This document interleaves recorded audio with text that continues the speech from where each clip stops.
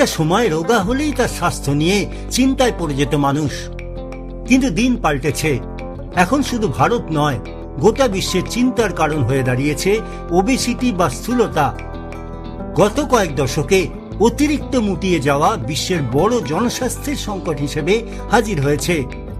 বিশ্ব স্বাস্থ্য সংস্থার তথ্য বলছে 2022 সালে পৃথিবীতে প্রতি 8 জনে একজন স্থূলতায় আক্রান্ত ছিলেন। বর্তমানে 100 কোটিরও বেশি মানুষ স্থূলতার সমস্যায় ভুগছেন। ওয়ার্ল্ড ওবেসিটি ফেডারেশনের পূর্বাভাস 2030 সালের মধ্যে এই সংখ্যা বহু বাড়বে। উদ্বেগের বিষয় হল শিশুদের মধ্যেও স্থূলতা দ্রুত বাড়ছে। 1990 সালের পর থেকে স্থূলতা বেড়েছে দ্বিগুণেরও বেশি। 1990 সালে প্রায় 25% প্রাপ্তবয়স্ক অতিরিক্ত ওজনের ছিলেন। 2022 সালে তা বেড়ে 43% হয়েছে। আসলে স্থূলতা এখন আর শুধু কয়েক কেজি বেশি ওজন নয়, বরং এমন একটি অবস্থা যেখানে অতিরিক্ত ওজন স্বাস্থ্যের জন্য বিপদের কারণ হয়ে দাঁড়াচ্ছে। কিন্তু কেন বাড়ছে এই রোগ?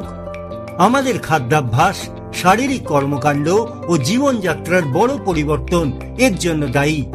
স্থূলতার জেরে তৈরি হওয়া নানা সমস্যার কারণে 2021 সালে প্রায় 37 লক্ষ মানুষের মৃত্যু হয়েছে বলে তথ্য দিয়েছে ওয়ার্ল্ড হেলথ অর্গানাইজেশন।